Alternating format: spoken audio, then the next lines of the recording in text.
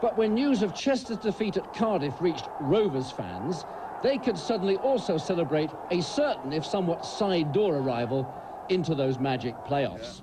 Well, at Twerton Park today, Rovers club captain joined me in reflecting on the sporting miracle of how a club with no ground of its own and without a penny spent on transfer fees all season had achieved so much. In my view, there are 4 reasons for Rovers' wonderful success: a shrewd manager, a sharp goal scorer, a remarkable young goalkeeper, and a wonderful team spirit throughout the whole squad.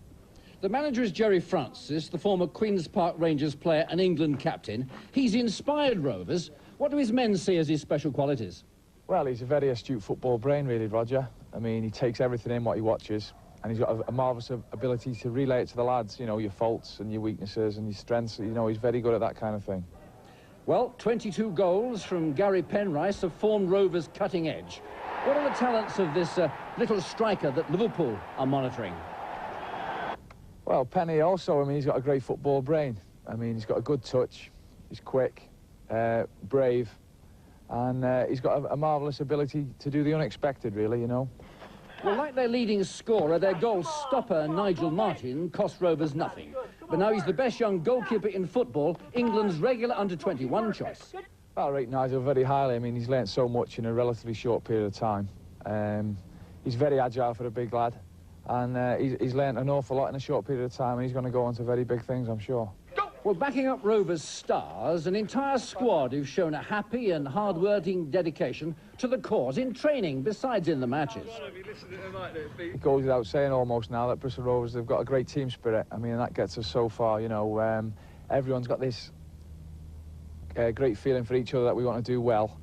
I mean, we socialise together, we train very hard together, and we take out onto the pitch on a Saturday. So, Wolves and Sheffield United are promoted direct. Rovers, with 1 match to go at Bury on Saturday, can still finish in 4th place and gain the advantage of a semi-final second leg at home. If Rovers reach the final, their second leg will not be on the scheduled June 3rd date because Nigel Martin has an England match on 2,000 tickets for that match at Craven Cottage, 1,400 terrace places and 600 seats. First choice will go to season ticket holders, membership card holders and supporters club members. Well, the Rovers, who played a goalless draw at Bury on Saturday, and Swindon are both at home this Sunday in the first leg of those playoffs, and Swindon will be happy that they completed their scheduled fixtures by maintaining their unbeaten run and scoring 2 goals on Oldham's plastic pitch on Saturday. Well, while Swindon were getting used to that artificial... And it is for disciplinary reasons, and so Billy Clark, who's been out of the side since October, will play centre-back. Phil Purnell, the skillful little left-winger, is playing despite recent problems with knee injuries, and Ian Alexander is fit. In goal, Nigel Martin will play despite his wife having just returned from hospital after a domestic accident. So Billy Clark there gets his chance at last to show what he's worth. He's had a long run on the bench. The players call him the judge because he's had so long on the bench as substitute. The £10,000 buy from Bournemouth gets his chance back in the side today because Jeff Twentyman has been left out. And a look at the Fulham lineup, it is their first choice. They have no injury problems. In Clive Walker, their number 11, a very experienced outside left, the former Chelsea and Sunderland player. And Gordon Davis there, Fulham's leading scorer with 15 goals, the Welsh international, a skillful little player. Rovers will have to watch him. And the referee today, from Alton in Hampshire, referee John Martin.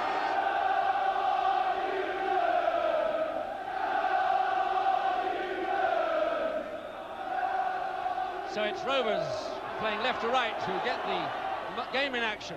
Fulham in the red, Rovers in their traditional blue and white.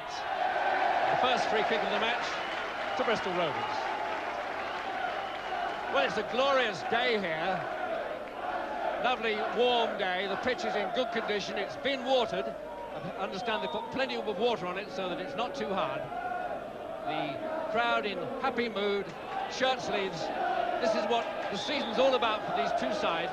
They've reached the promotion playoffs, and it's Vaughan Jones with the free kick, and Jim Stannard there, the Fulham goalkeeper.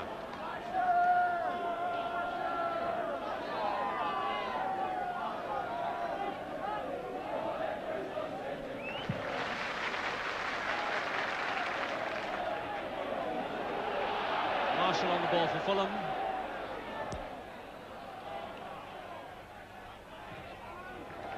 And Vaughan Jones making the clearance.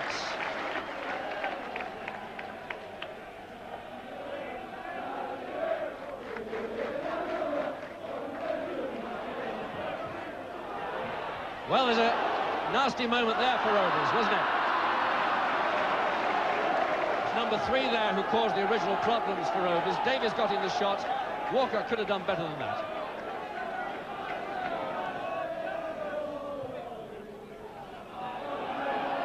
Devon White winning it in the air. Eckhart nodding clear. And it's Ian Alexander on the ball. That's for Penrice to chase. Good control. Bailey's on the ball. Holloway on the overlap. Good cross. Oh! Marvellous opportunity there, and Devon White so near to scoring.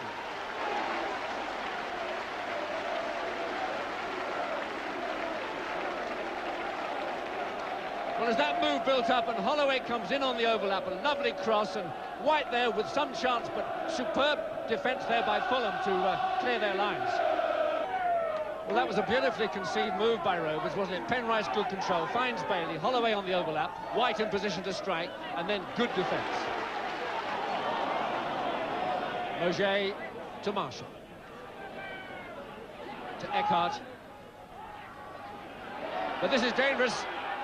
Yep, Gordon Davis, but his footwear let him down there. Holloway, Alexander. That's for Rees. Good clearance by Eckhart. Billy Clark winning that one, and again.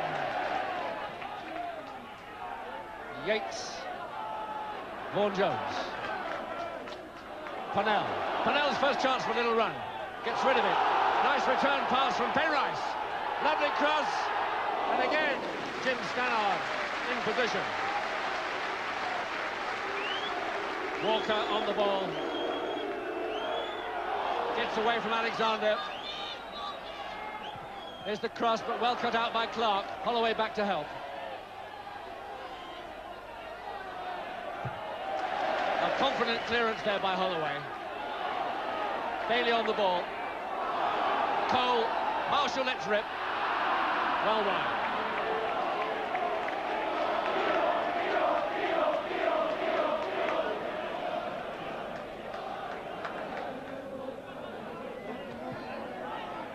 Davis, Walker. Cole's offside.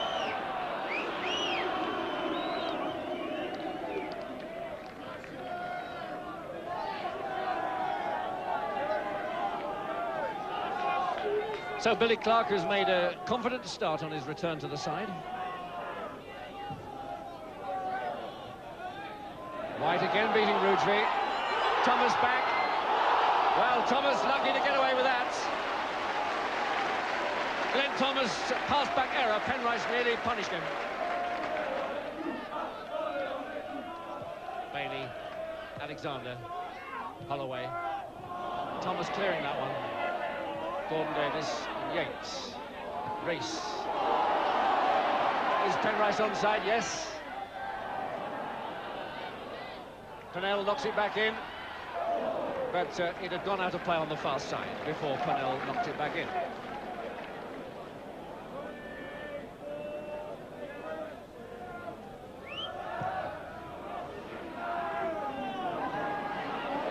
Davis. Cole, he's got Walker free. Walker has it. Well, there's an instance of the danger of this man Walker. He's skillful, he's quick, he's experienced. Decided to chance his foot there with a quick shot, but Nigel Martin had it covered.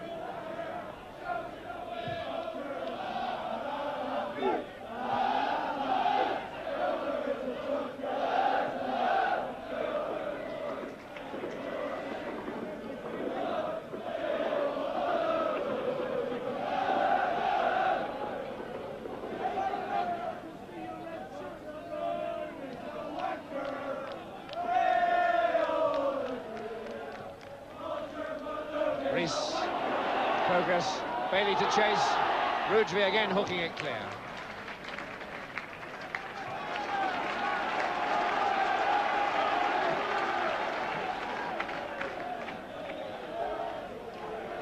So Vaughan winding himself up for the long one.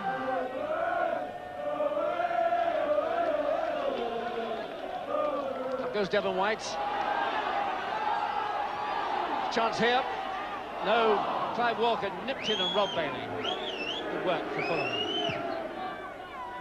Rees cutting it out. But Michael Cole flicking it on for Gordon Davis, but he's just offside.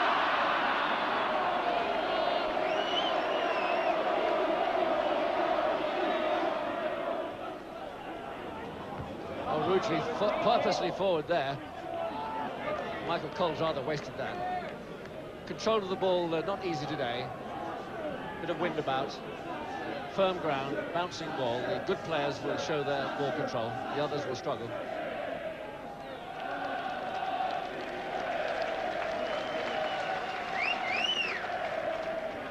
Rudgley. Rees again getting one. Penrice chance to show his pace here, but Thomas just had a yard start on him, but again he's made a terrible error.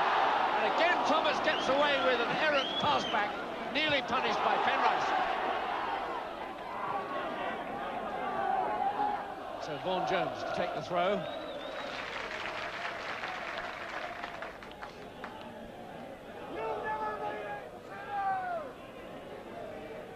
Yates.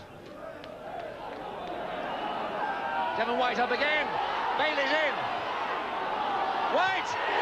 But the infringement had long been blown up. You saw there that everything seemed to stand still except Devon White's long right leg as he knocked it home, but referee John Martin had already blown up.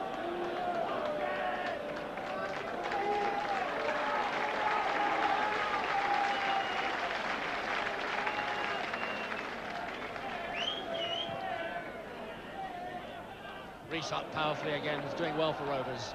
Marshall there in the air. Rees again getting a foot in midfield. Yates with plenty of time.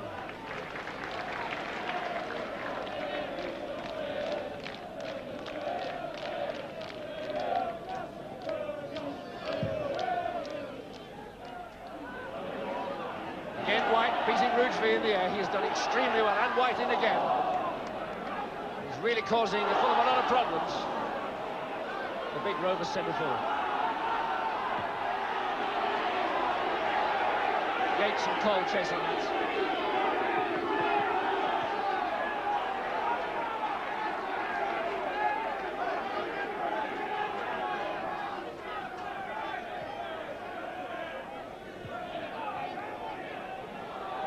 Rovers throw.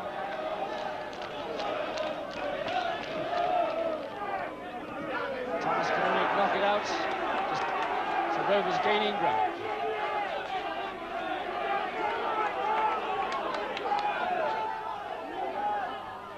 Again White causing problems, and it's Penrice getting possession and Bailey taking on Eckhart. Again the Rovers throw. Rees. So Alexander got some space to knock it in. White against Mauger. Mauger did well there to get his head to that. Holloway has it. Rees. Panel in space. Oh, couldn't get an angle on his shot. A very well-worked chance. So as Rovers set it up for Panel, he can't place his shot sufficiently to beat the well-positioned goalkeeper. Rees. Thomas. Skinner. Thomas. Davis. Billy Clark getting a boot in. Scott. Marshall. Mauger. Davis. Lovely little flick to Marshall. He's in the box. It's a chance. But he doesn't shoot.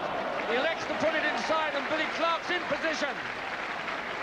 Well, that was a lovely flick by Gordon Davis, which sent Marshall in. He squared it, looking for a colleague, but Billy Clark made the emergency clearance for Rovers. Fulham's best chance so far. Thomas with the throw. Alexander in the air. And that is the end of the first half, in which Rovers have made the running. The Fulham crowd there applauding their side for having held out. It's been difficult for Fulham to survive this first 45 minutes. The better openings have been Rovers. Fulham did make one near the break, which must have caused Rovers to remember that Fulham do come here in fourth position. Rovers in fifth. But at the interval then here at Twerton Park, It's Bristol Rovers 0, Fulham 0.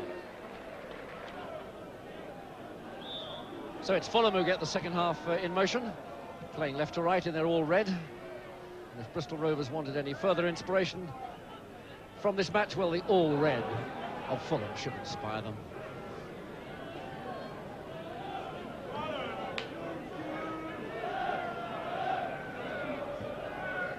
Alexander with the throw.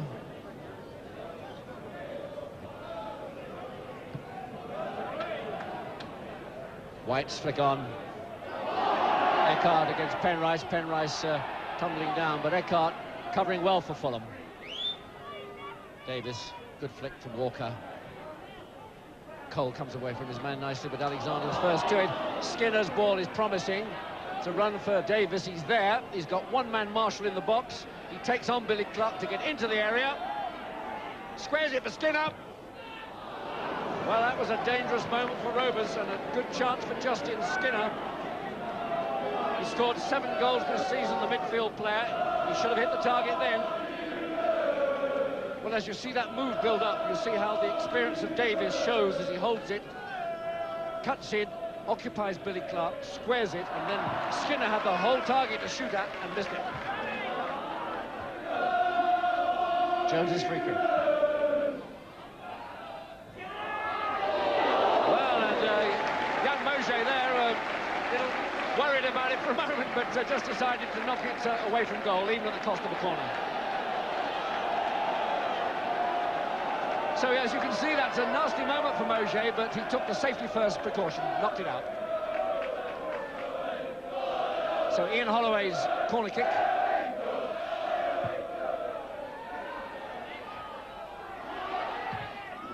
Rougeve's big boot knocking it away. Gordon Davis.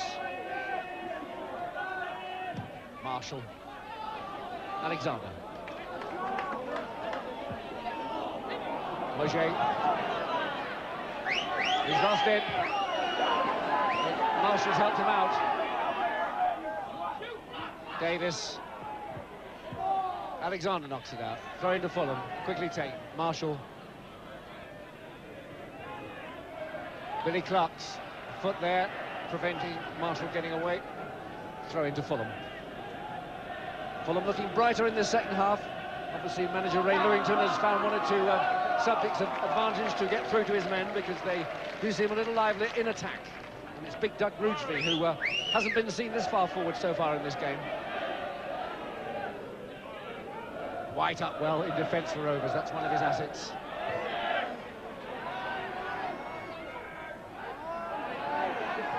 Well, there's a moment of hesitation there, and number 3, Thomas, almost punished Rovers.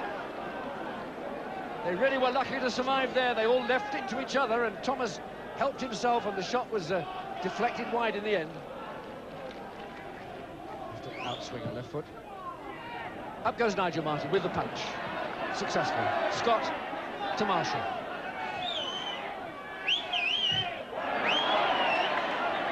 Dennis Bailey doing some defending. Marshall with the throw. Going to leave it to Mojé.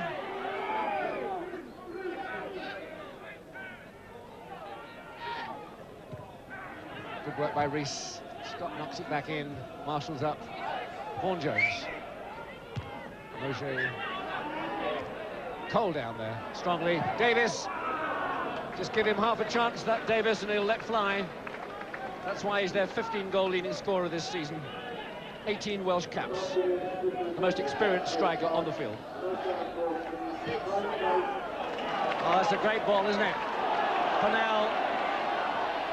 Bewilders Mojé, let's fly. Oh! What do you know? Purnell's shot was miscued, but it found White in position to have a second bite at the cherry. And Big Devon nearly scrambled it home. Well, you see that super pass releases Purnell. He confuses Mojé. He miscues the shot. White follows it in and nearly benefits.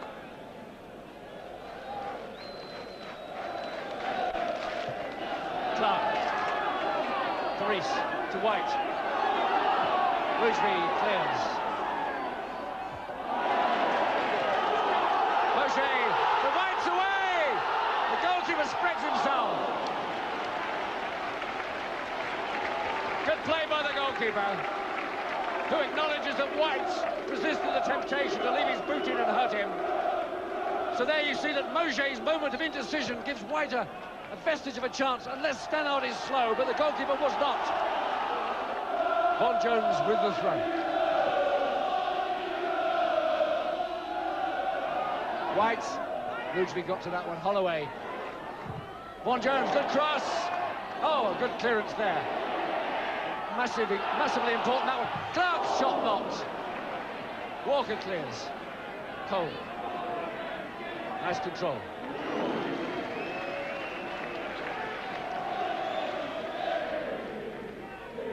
Jim Stannard in no hurry. Thursday night is what he's got his mind on, the second leg at Fulham.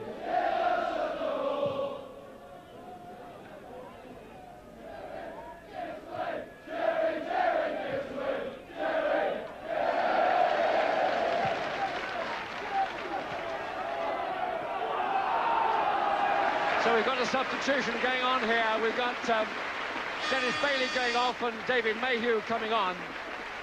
So there's David Mayhew replacing Dennis Bailey.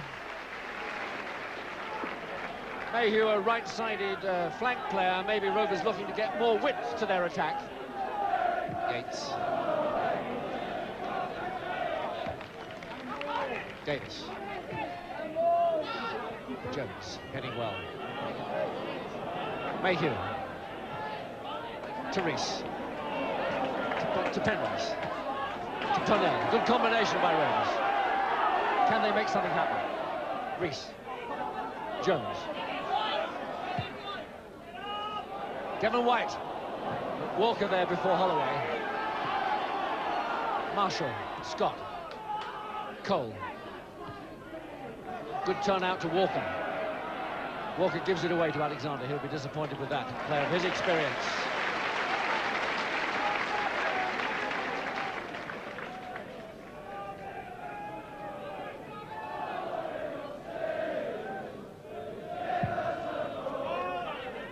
Penrice, good control. Pass and trap all in one movement. Purnell. Penrice. Rees. Jones. That's for Devon White against Rougeley, and White's round the back, but Stannard's out and finds Clive Walker. Can he get past Holloway? Yes, can he get past Alexander? No. Skinner. To Rougeley. It's for Marshall to chase. As well to keep it in. Mauger looking for support. Not seeing any, has to hold it. Scott. Jones gets a boot in. And Rees beats Scott beautifully. And supplies Boris. They call him Boris because he looks like Becker. Now he's Mayhew. He's going at Thomas. Little chip. Oh, it's there! Oh, just over the top. Well, that was a very well built-up move, and Mayhew, as he cut in, he saw that Stannard was off his line. So Mayhew, as he cuts into the box, sees the keeper off his line, tries a little chip. Stannard is struggling, but the ball's just over that bar. Jones's throw. White. Penrice. Rees. Holloway.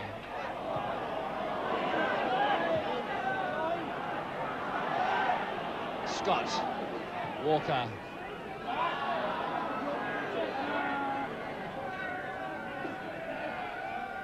Walker taking Alexander on. Good cross. Dangerous. Yates did well to lay his head on that and get it wide of his own goal. Extremely vital clearance by the young Bristolian. So Rougeley with the chance of the long throw then for Fulham. There it goes in there. Devon White up above everybody. Holloway to Vaughan Jones.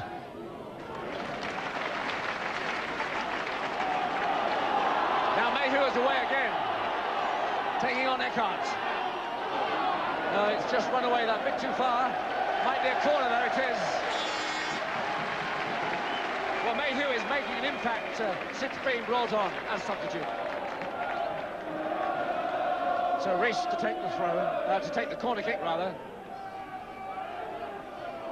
Andy Reece knocks it in. It's a goal! It's there, Gary Penrice! The little man was in position when the big men made it impossible for Fulham to win the ball in the air. 27 minutes into the second half. Bristol Rovers 1, Fulham 0. Well, when the corner comes in, the Rovers' big men go up. Penrice senses it could come down, and he's first on it. Opportunist goal, his 23rd of the season.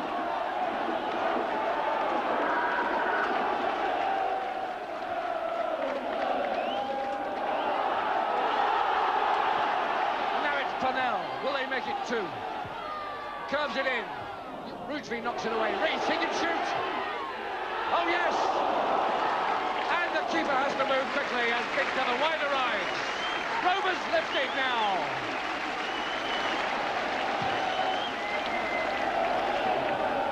Well, time for a break. We'll be back with action from Swindon again. Great success. Yet one of their most respected players, Jeff Twentyman, is out in the cold, suspended from all club activities. Well, he missed Saturday's training, the vital day before the promotion playoff semi-final against Fulham, to be best man at his brother's wedding up in Liverpool. Twentyman was then dropped from the team, which won without him, and will surely do without him again in Thursday's return leg at Fulham. Well, I asked Rovers manager why he had dropped the man who had played in all 46 previous league matches. Why did they leave out Jeff Twentyman? Well, I think you'll have to ask Jeff that, because basically Jeff felt that his brother's wedding was more important than the game. And he told me on Friday after training that he wasn't going to come in for training and that he was going to go to his brother's wedding. He'd had a talk with his family, and that's what he felt was the most important thing. And he'd already spoke to me about it before, and I said, obviously, if you can't turn up for training, Jeff, you wouldn't be you know, playing. And he knew that, he knew the situation. I think the PFA spoke to Jeff as well on the Friday night, sort of trying to persuade him to change his mind, because obviously it's breach of contract. And but Jeff was adamant in what he wanted to do, and that's what he did. Difficult position for you as a manager, isn't it? One of your tried and trusted players who suddenly puts you in that position. Yeah, I've had no problems with Jeff at all. In fact, I like Jeff. He's been a good ambassador for the club as a club captain. And but I do feel that he not only let me down badly, he let the directors down, he let the club down. I think he let his teammates down, and I think he let the supporters down. And you know, but that's Jeff's decision. That's the situation. So Rovers' win becomes reward for strong management. Twentyman, ironically, the Rovers Players' Union rep, is in close touch with the union, who confirm he was in breach of contract. Now, the penalties range from the sack to a fine of up to 2 weeks' wages. Twentyman's the man who put family ties before club loyalty. Every person will have their own view on that. Alistair. Swindon boss Lou Macari is The away goals counting double routine. That will happen if aggregate scores are level after any extra time on Thursday. But here's how yesterday went. Rovers displayed the quick, sensible football that has taken them to 5th place in their league. Watch how Devon White powers his chance, and goalkeeper Stannard hardly knew what had hit him. The tall Devon White's work in the air, there, for instance, always bothering Fulham's defence. Gary Penrice often almost getting in. Well, Fulham's defence became so hard work that the errors crept in, such as Mojé there now with that headed clearance, just allowing Holloway and then Reece to set up Phil Purnell. But the little winger's shooting isn't yet back to its best after his recent knee problems. But Fulham had a danger man in the Welsh international Gordon Davis, and watch for the skillful touch coming up now. There, that really splits Rovers, sends John Marshall in, but Billy Clark, Twentyman's replacement, was playing well and cleared there. Half-time applause then from both sets of fans. Rovers had attacked, Fulham had survived. And that man Davis again now worrying Rovers in the second half, really setting up Justin Skinner for a clear chance. Rovers were glad he miscued that one. Vaughan Jones, though, watch for this calibre of passing from Rovers, team skipper. A real defence splitter. Purnell is in. The winger's finish again isn't right, but Devon White almost forces the ball home. Fulham again just surviving, but not for long when Andy Rees took this corner kick. Now watch big Devon White just resting himself there, pausing, poising, bending. Watch the big number 5 straighten up now. Time is run in to cause the maximum trouble there, leaving the chance for Penrice, his 23rd and most precious goal of the season. Well, after the public salute, I asked Penrice for his thoughts on the second leg. Oh, it's going to be a difficult game. There's no way we can go there and defend. We beat them there this season. That didn't necessarily count for too much. So we've got to go on and start all over again, as if it's 0-0. What did you think to Fulham? They're a good side. We've played them twice before. We've beaten them once and drew once, so it's going to be obviously a hard game. They're going to have all their fans behind them, same as we had ours today. It seemed to me that you certainly had the opportunities for an important second goal. A little bit disappointed that it's not 2-0 as you go to Craven Cottage? Yeah, obviously you'd like to go there 4-0 up, but as it is, it's 1-0, and that's the way you've got to take it. Sometimes you can go there 2-0 up and lose, you know. It's the City last year with Walsall, you know. So a 1-goal lead keeps us on our toes. We just got to go there and do the job. What was the feeling in the dressing room amongst you and the lads? I'm obviously very happy, but you can't get too over-elated because, like you say, it's only half-time. The main job's still to be done. Away from the football field, the weekend's Bath Triathlon attracted a record number of entries. The club, despite such poor facilities and not a penny spent on transfer fees this season, has reached the promotion final. An all-ticket 10,000 crowd at Craven Cottage last night for the semi-final second leg, with Rovers rationed to 2,000 followers. They were to see Fulham chasing their 1-goal deficit and Nigel Martin's superb save there, foiling the home side. Well, Rovers often attack through Devon White's strength on the ball. Here he is, see how the big lad wins the ball and then links with Penrice, the little lad who makes the penetration. The ball back to White, but his shot too near to goalkeeper Stannard. Now, soon after half-time, the decisive phase of the match. It begins with Gordon Davis, the Fulham danger man, getting possession now, getting close to Martin, but again that lad pulls off the save. But Gordon Davis was to keep up the Fulham pressure. Scott beats Martin, but not Ian Alexander, who gets it off the line. Now Rovers have to tackle and cover and chase and hope and keep determined Fulham out. Rovers force Clive Walker wide there, and from that angle, Nigel Martin is simply not to be beaten. So 53 minutes gone, Rovers still unbroken, and now they score. Purnell returns the ball. Billy Clark's in for his first goal of the season. What a moment for the lad who only played because of the Jeff Twentyman suspension affair. Fulham now a man short. Scott sent off for 2 bookable offences, and how Rovers punished them. First, look at this lovely goal. How's that for placement over a goalkeeper? So 2-0 on the night, 3-0 on aggregate. The result is sure. Only the margin now still to be increased, and substitute Dennis Bayliss increased it. The loan signing lad there will not be available for the final, though. And another goal coming up for Andy Rees, past a dispirited goalkeeper. At the finals whistle then, Rovers' happy players and fans linked up to celebrate. I can't say I enjoyed it, though.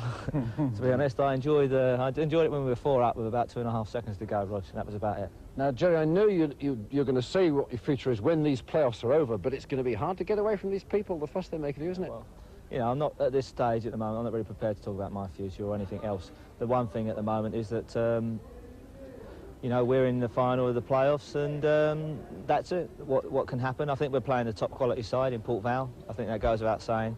They're a club with expensive signings and good quality players, so it's going to be a difficult game, but we're there, so anything can happen.